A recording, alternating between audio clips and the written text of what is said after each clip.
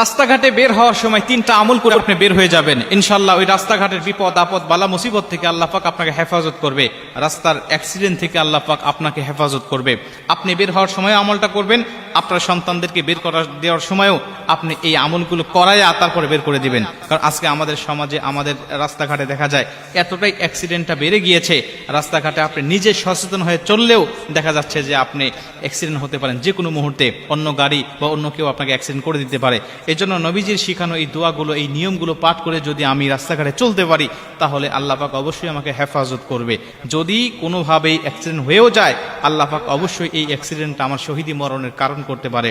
এজন্য এই দোয়াগুলো, এই নিয়মগুলো অবশ্যই আমাদেরকে পালন করা উচিত।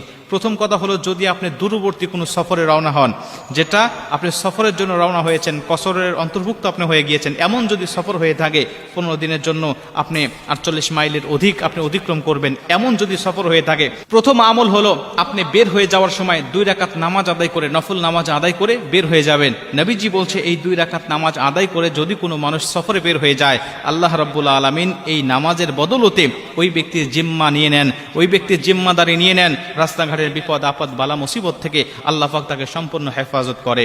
2 নম্বরে, আপনি রাস্তাঘাটে বের হওয়ার সময় যদি সফরটা আপনার কাছে হোক অথবা দূরে হোক, বাড়ি থেকে যখন বের হয়ে যাবেন তখনই আপনি আল্লাহর উপরে তাওয়াক্কুল করে বের হবেন।